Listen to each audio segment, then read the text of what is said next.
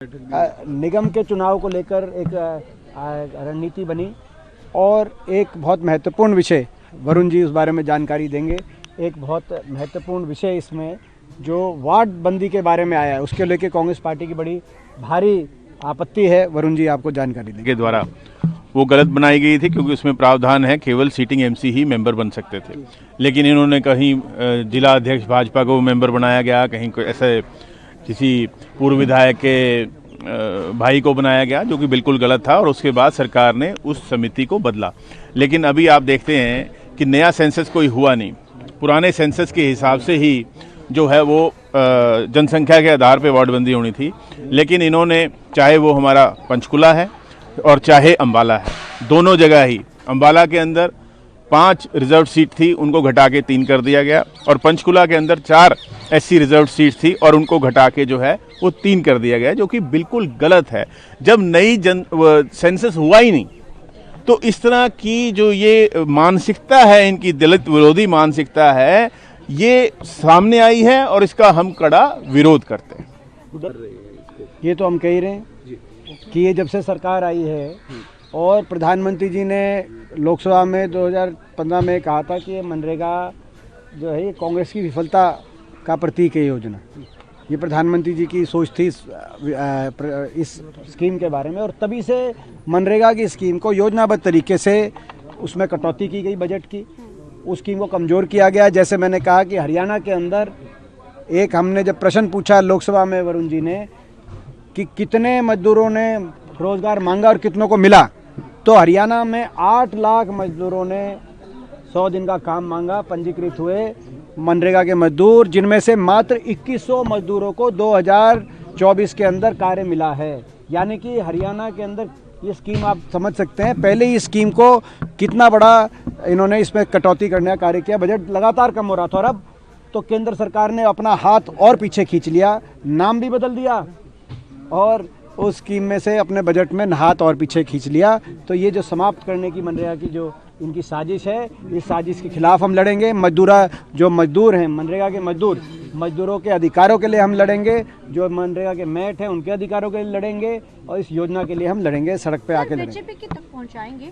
विपक्षी सभी पार्टियां सिर्फ भ्रम फैला रही, चाहे वो पंजाब मैं एक ही सवाल पूछना चाहता हूँ, जो लोकसभा में हमें जवाब मिला इस सत्र में, संसद के सत्र में, हमारे अम्बाला सांसद वरुण जी के प्रश्न के उत्तर में, कि 8 लाख मजदूरों ने 100 दिन का काम मांगा हरियाणा में, और उनमें से मात्र 2100 मजदूरों को 100 दिन का काम मिला। ये भ्रम कौन फैला रहा है? ये भ्रम भाजपा के लोग फैला रहे हैं, भाजपा के मंत्री फैला रहे हैं, केंद्र के मंत्री फैला रहे हैं, या कोई कांग्रेसी फैला रहा है? ये तो भाजपा के केंद्रीय मंत्री ने लोकसभा में जवाब दिया है। तो ये तो सत्य के आधार पर लड़ाई है, और भाजपा का तो नाम ही है बहुत झूठी पार्टी। पार्लियामेंट में काम ही है इनका भ्रम फैलाना। पार्लियामेंट में जब हमारे देश के मंत्री जी ने, शिवराज सिंह जी ने, एक भी जो इन्होंने बातें रखी उसका जवाब नहीं दिया।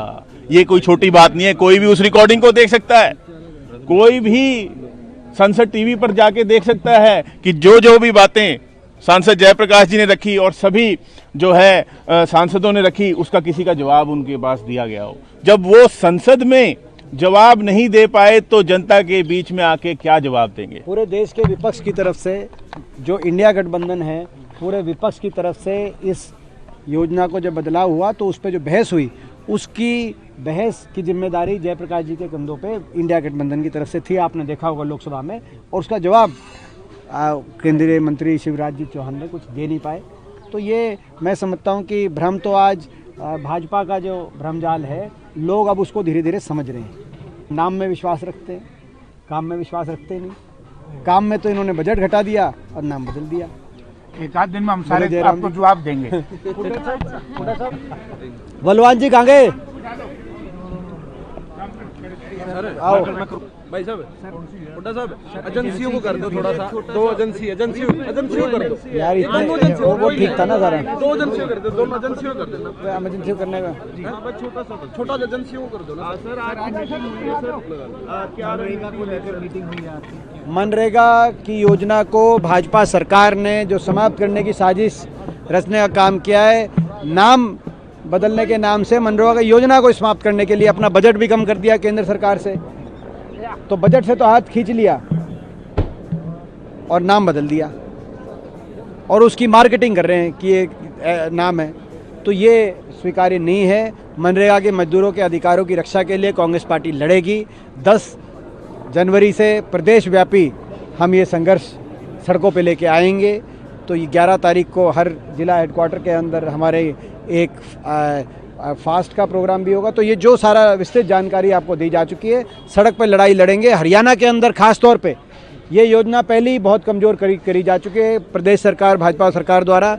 जैसा कि हमारे एक सांसद वरुण मुलाना जी के जवाब में लोकसभा में बताया गया कि हरियाणा में 8 लाख मजदूरों ने 100 दिन का रोजगार मांगा, तो उन 8 लाख मजदूरों में से मात्र 2100 मजदूरों को 100 दिन का रोजगार मिला। तो पहले ही इस योजना में भारी कटौती की जा चुकी थी।